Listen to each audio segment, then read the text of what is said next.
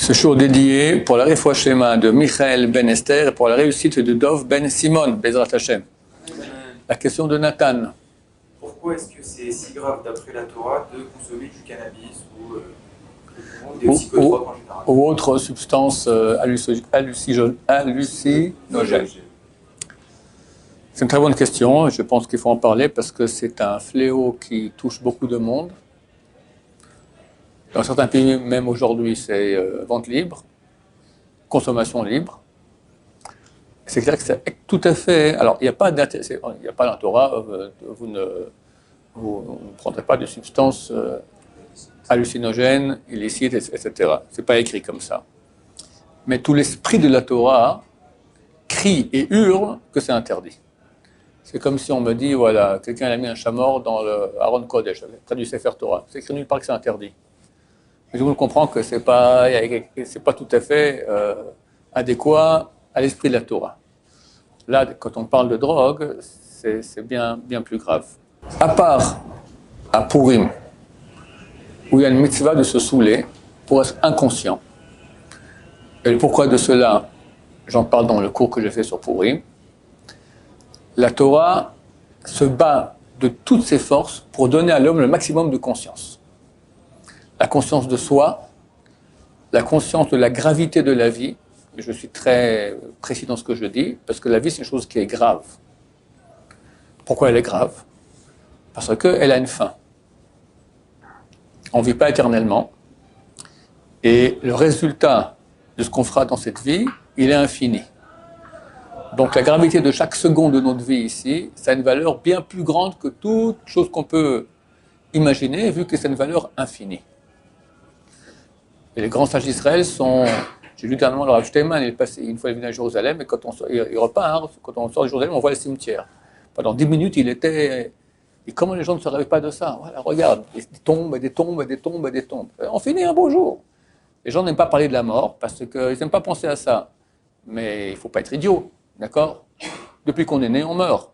On se rapproche de la date fatidique. Et tout le monde meurt. Donc il y aura une fin. Tu fais quoi de ta vie? On va rigoler. La rigolade, c'est l'antithèse de la Torah. Il faut regarder dans le Message Shalom comment il parle de cela. D'accord? Alors, on ne dit pas qu'on ne doit pas rigoler, pas être heureux, et pas... Le rabbin, quand il commençait son cours de Torah, il faisait une bonne blague comme ça pour que les élèves soient un peu plus... Alors, quand c'est utile pour la sainteté, pour le bien de la personne, très bien. Mais rigoler pour rigoler, c'est quoi? C'est exactement le contraire. C'est vivre la conscience. Surtout ne pas être conscient de la gravité de la vie, de l'importance de la vie. On rigole, on oublie tout.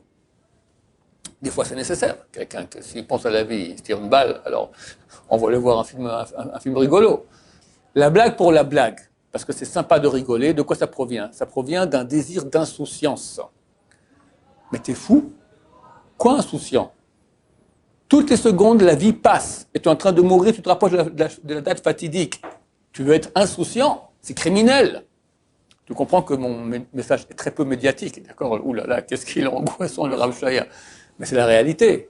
On ne va pas mentir aux gens. Maintenant, la drogue fait le même effet en plus fort. Ça veut dire quitter les problèmes, quitter les angoisses, quitter les épreuves de la vie. Et j'ai connu, hélas, beaucoup de toxicomanes. Eh bien, ils ont commencé vers 15-16 ans à être toxicomanes. À 40 ans, 50 ans, ceux qui sont restés vivants, parce que beaucoup ne restent plus vivants, d'accord, ils avaient la même maturité qu'un gosse de 15 ans. Pourquoi? Parce que Dieu nous prend dans cette vie et nous amène des épreuves. La vie, elle est dure. Et plus on grandit, plus les épreuves sont dures. Pourquoi? Parce que Dieu veut nous grandir. D'accord? Si quand j'avais 30 ans, je devais vivre les épreuves que j'ai aujourd'hui, d'accord, j'aurais été terrassé. Mais Hachem, c'est un bon entraîneur. Alors, il te fait poids plume, puis après poids moyen, puis poids lourd, et puis voilà. Et tu deviens beaucoup plus fort, tu te muscles, tu grandis, tu te bats et tu arrives à gérer les choses. Quelqu'un qui se drogue, il ne se bat pas. Il fuit l'épreuve. Il fuit l'épreuve. Alors il reste petit. Et il ne peut pas créer une vraie relation avec Hachem. Il y en a qui disent non, mais au contraire, quand on est comme ça un peu stone, d'accord, on pense à Hachem, on voit les choses très, beaucoup plus profondes, beaucoup plus beaux, beaucoup plus vraies. Mais c'est pas toi, gros malin. C'est la daube qui a fait ça, d'accord? C'est comme quelqu'un qu'on a un champion de sport, d'accord? Maintenant, on lui fait un test, il est arrivé premier dans la course. On fait un test anti-doping, il s'est dopé. Pourquoi est-ce qu'on le rend non valable? Parce que c'est pas lui. C'est là, grâce à la dope, il a fait des choses, mais c'est pas lui. Là, exactement. Quelqu'un, il arrive à une conscience d'Hachem, qu'est-ce que j'en sais d'accord, c'est l'histoire que les gens disent quand ils sont drogués, mais c'est pas toi. Quand tu reviens sur Terre, t'es loin d'Hachem. Quand tu reviens sur Terre, t'es pas proche d'Hachem. Tu restes le même nul, d'accord? Face aux épreuves, tu n'arrives pas à te lever le matin, tu n'arrives pas à faire ta prière, tu vas de nouveau fumer un petit coup pour de nouveau être dans ton nuage. Ok, le type après 120 ans, il va au Lamaba. Qu'est-ce qu'il a? Il n'a rien. Il n'a rien. Il n'a rien fait. C'est terrible, terrible de terrible. C'est vraiment comment rater sa vie. Et Dieu nous aime. Il ne veut pas qu'on rate sa vie. Dieu nous a donné la vie par amour. Pourquoi? Pour qu'on puisse grandir, être, se rapprocher de lui. Quand tu te rapproches de lui, tu deviens divin. Tu deviens un être divin. Tu deviens un être éternel. Tu es. Mais tu es vraiment. Quelqu'un qui se drogue, même s'il va vivre des choses très intenses, mais il n'est pas. Il est comme dans un film. Quelqu'un qui voit un film, d'accord? Il voit un truc. Tu as vu des gens qui. C'est extraordinaire de voir des gens qui regardent un film. Tu passes à côté, tu fais. D'accord? Alors il vient un truc intense, mais il est où lui? Il est en train de vivre les élucubrations imaginatives d'un metteur en scène qui a été formé pour faire des films comme ça, comme Netflix, d'accord, des séries que tu t'addictes et voilà. D'accord? Ah, tu vis pas. Ta propre vie, tu la vis pas. Tu vis les idées imaginatives de quelqu'un d'autre, d'une réalité qui n'existe pas. C'est ce qu'on appelle du cinéma. D'accord? C'est rien. Wallo! Ah, il vit intensément, mais c'est pas toi. Tu rates ta vie. Tu rates ta vie. Dieu a dit, je suis prêt à pardonner l'adultère, je suis prêt à pardonner l'idolâtrie, je suis prêt à pardonner l'assassinat. Le type prend une Kalachnikov et allez, 40 morts. Bon, après, il vient, j'ai fait tchouva. Je reçois les Shiva ou pas? C'est délicat, d'accord? Dieu est prêt à pardonner. Mais il n'est pas prêt à pardonner Bitul Torah. C'est quoi Bitul Torah? Tu peux étudier la Torah, te brancher avec Hachem et tu perds ton temps. C'est dur à comprendre. On ne comprend pas ça. Parce que quelqu'un qui a une heure, il a fait Bitul Torah, il ne s'était pas dit j'ai tué 40 personnes, d'accord? Mais ce n'est pas des paroles en l'air, c'est une réalité maintenant que notre vie, elle a un impact infini. Infini. Et tu perds ton temps, tu perds ta vie. Alors, il y a beaucoup de... Donc, j'ai dit beaucoup de choses. D'abord, tu ne te rapproches pas d'Hachem. Donc, tu rates l'épreuve pour laquelle tu es venu sur Terre. Deuxièmement, tu ne grandis pas. Donc, les épreuves qu'Hachem t'envoie pour te faire grandir, t'évites. Donc, c'est comme si tu n'étais pas venu sur Terre. Tu as dit Hachem, je ne veux pas ma vie. D'accord? Je veux autre chose. Troisièmement, tu vis une vie qui n'est pas la tienne. Tu vis toutes sortes comme je dis, du cinéma, tu vis des choses qui ne sont pas dans la réalité. C'est complètement imaginatif. 4, en plus, bon, tu as dit, tu te poses la question, à part les problèmes physiques, on sait que ça bousille complètement les neurones, etc. 5, la vie devient... moi, j'ai l'expérience quand j'ai vu des gens qui se droguent, d'accord, ben, le matin, inlevable. D'accord? Alors, comment tu vas travailler? Comment tu vas faire? Il y en a qui disent, non, bon, ça va, j'arrive aussi. Il y en a qui arrivent à gérer. Mais il y a l'addiction. Bon, tout de problèmes que tout le monde connaît. Moi, je parle au niveau complètement juif. C'est l'antithèse de la Torah. La Torah, elle veut la super conscience. Et le rapprochement d'Hachem. Et le travail sur toi-même. Et la drogue, ça fait exactement le contraire. L'inconscience, le non-travail et donc l'éloignement d'Hachem. Donc, c'est un grand zéro. C'est facile.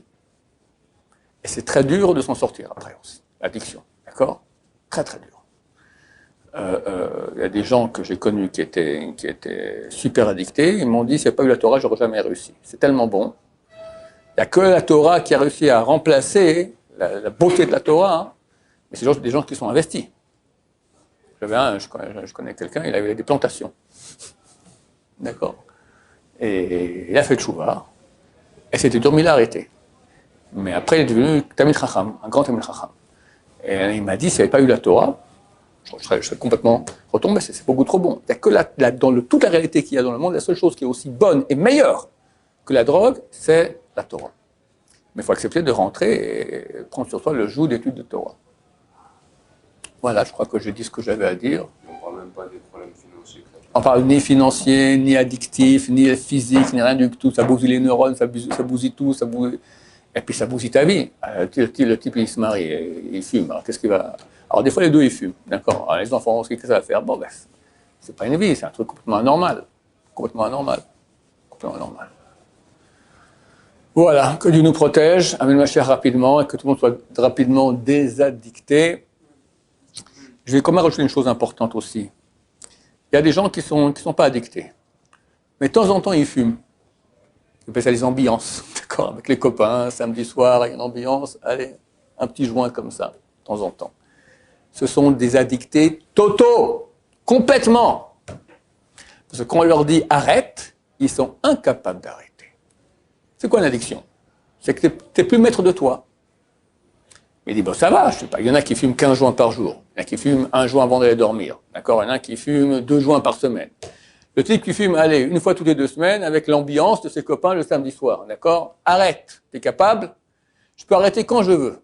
Ouh là là, combien j'en ai vu qui m'ont dit ça? Menteur! Arrête! Tu dis que tu peux arrêter quand tu veux. Arrête! Il peut pas. C'est une addiction. Hard, dure.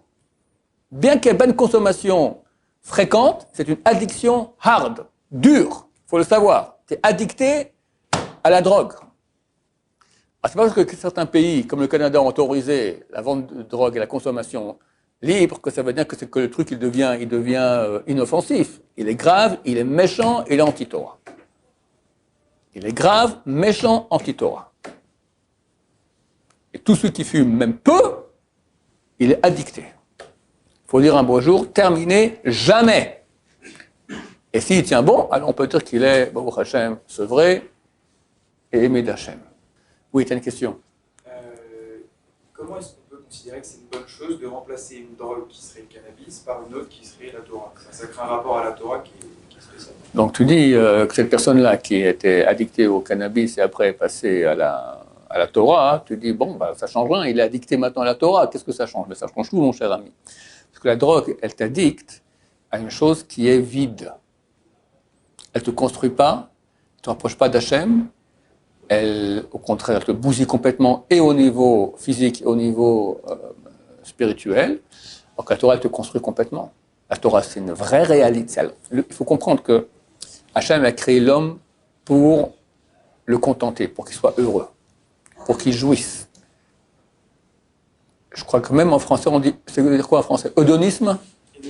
C'est quoi? La jouissance. Ça vient du mot Eden, Gan Eden en français. Le jardin d'Éden, d'accord? Donc c'est quoi le jardin d'Éden? C'est un endroit où on va jouir. Dieu veut qu'on jouisse, c'est tout le but de la création. Maintenant, quelle est la source de jouissance la plus grande qu'il y a? C'est Hachem lui-même, il est la source de tout.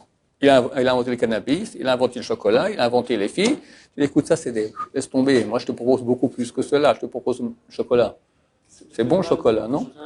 Non, mais ok, mais il y a des addictions au chocolat aussi. Tout ce qui donne du plaisir physique crée une certaine addiction. C'est pas mal en soi, mais Dieu te dit, écoute, laisse tomber les bêtises et branche-toi avec moi. Je suis la source de tous les plaisirs du monde, tu auras le plaisir absolu, à la puissance infinie. C'est beaucoup plus grand, et ça te construit, et ça te rend heureux. Quelqu'un, il couche avec les filles, quelqu'un, il mange du chocolat, quelqu'un, il se drogue, d'accord?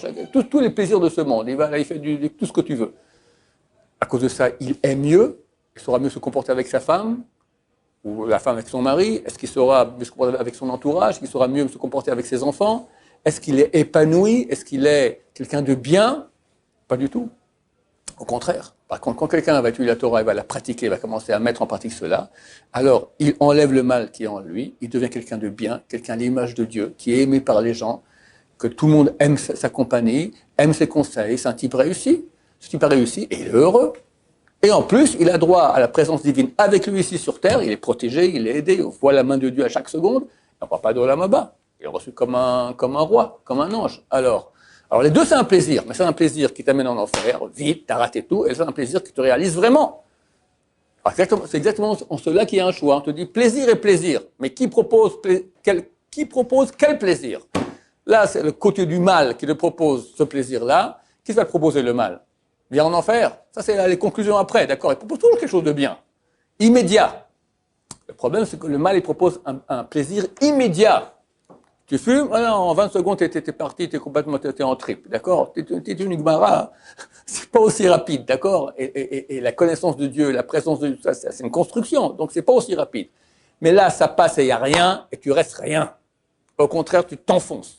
Là, tu grandis, tu deviens quelque chose d'extraordinaire. Donc les deux proposent plaisir. Sauf que là, c'est un plaisir qui est authentique.